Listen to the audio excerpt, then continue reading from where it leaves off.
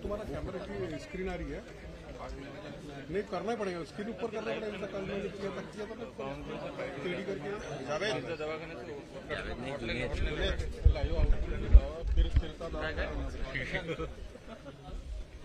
साहित्य को लगता रहेगा बहुत ज्यादा, तुम इधर प्रेशर के कदम आती। हाँ जुनेद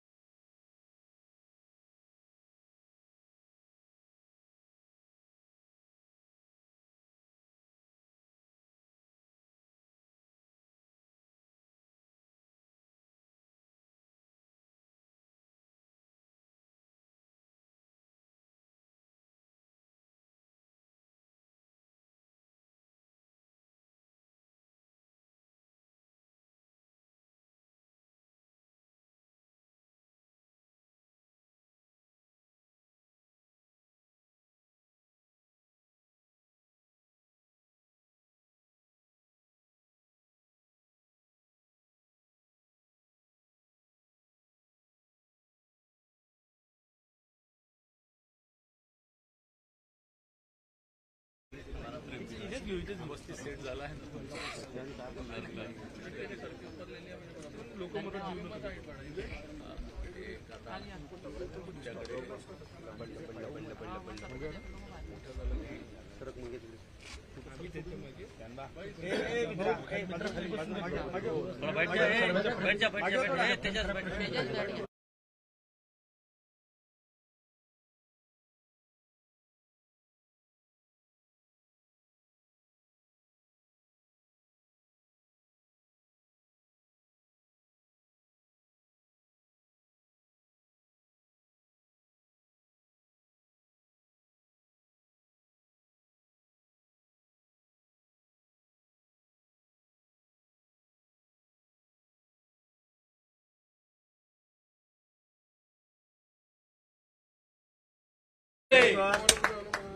जय जय श्री राम, जय श्री राम।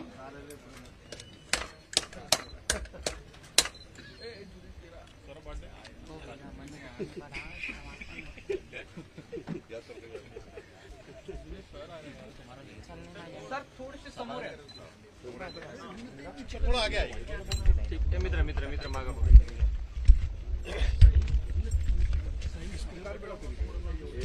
सर थोड़ा वर्क करा।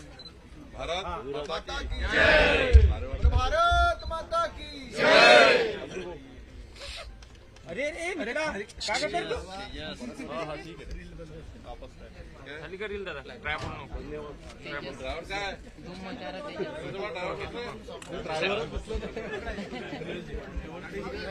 नाही, गाडी मागे घेऊन ये थोडी वाटल्यास।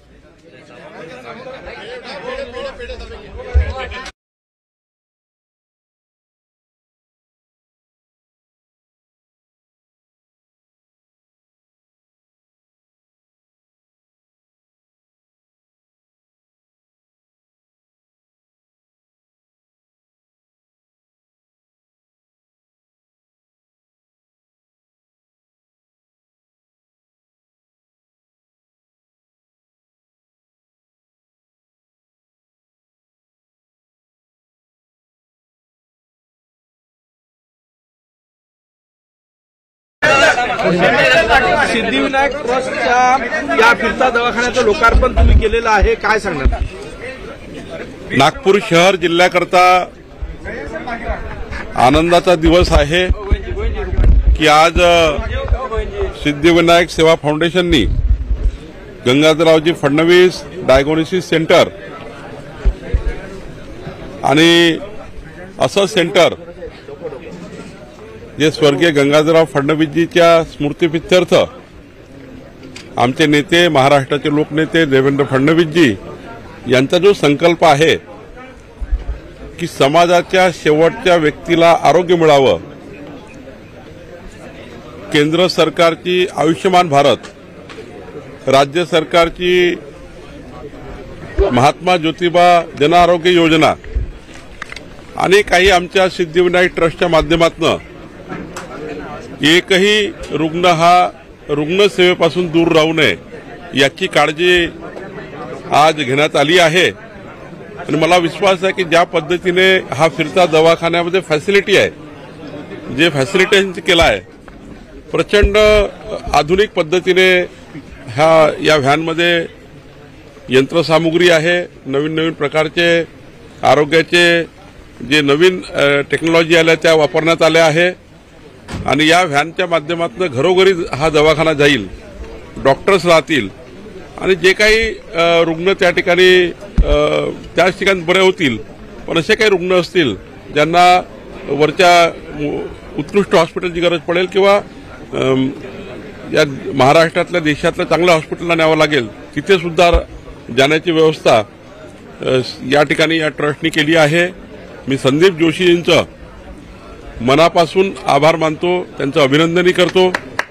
एकीकडे धर्मकार्य, संस्कार कार्य, सांस्कृतिक कार्य आणि आरोग्य रक्षणाचे कार्य त्यांच्या जीवनामध्ये अत्यंत महत्त्वाचा त्यांनी स्वीकारलेला हे त्यांचं व्रत आहे। संदीप जोशीजी यांनी जी आपल्या सिद्धिविनायक सेवा ट्रस्ट तयार केली, या माध्यमातून खूप मोठ्या प्रमाणावर नागपूरमध्ये समाजाच्या शेवटच्या व्यक्तीच्या कल्याणाकरता काम होत आहे। मी त्यांचं अभिनंदन करतो आणि माननीय देवेंद्रजी फडणवीस साहेबांचा संकल्प हा जो आहे तो पूर्ण संदीप जोशीजी करता आहेत। मला असं वाटतं यातून खूप मोठा फायदा आमच्या नागपूर जिल्हा शहराला होणार आहे। देवेंद्र फडणवीसजी यांची एक पॉलिटिकल ओळख आहे, पण त्या व्यतिरिक्त ते एक आरोग्य दूत म्हणून पण काम करतात। नॅशनल कॅन्सर इन्स्टिट्यूट असो किंवा रुग्णांना मोफत उपचार असो किंवा आज फिरता दवाखाना, कसं बघताय? राजकारणामध्ये, समाजकारणामध्ये काम करताना, उच्च पदावर काम करताना मी त्यांना बघितलं आहे, मागच्या 32 वर्षापासून बघतो आहे। राज्याचे त्यांनी अनेक पद विरोधी पक्षामध्ये आणि सत्ताधारी पक्षामध्ये असताना आणि महानगरपालिकेपासून त्यांच्या सार्वजनिक सामाजिक जीवनात, राजकीय जीवनामध्ये संवेदनशील मनाचा व्यक्ती असल्यामुळं ज्याला संवेदना असतं ते नेतृत्व, ते कर्तृत्व अशा प्रकारचे सेवा कार्य करत असतं। बघा तुम्ही कोरोनाच्या काळामध्ये तेव्हाचं सरकार झोपलं होतं, पण माननीय देवेंद्रजी कोरोनाचं संक्रमण असताना आपल्या जीवाची पर्वा न करता कोरोना पेशंटला, कोरोनाच्या आरोग्याचा त्या ठिकाणी नियोजन करण्याकरता आयसीयू पण जात होते। मेओसारख्या हॉस्पिटलच्या आयसीयूमध्ये गेले, या राज्यातल्या सर्व आयसीयूमध्ये पोहोचले। अशा पद्धतीचे एक संवेदनशील आणि कोवळ्या हृदयाचे एक नेतृत्व आमच्याजवळ असल्यामुळं ज्याला हृदय असतं, ज्याला समाजाची कळवळ असतं, तेच असे निर्णय करू शकतात। आणि मग आता संदीप जोशीजींनी त्यांच्या पाठीशी राहून या पद्धतीचे हे कार्य, फार मोठं कार्य केलं आहे।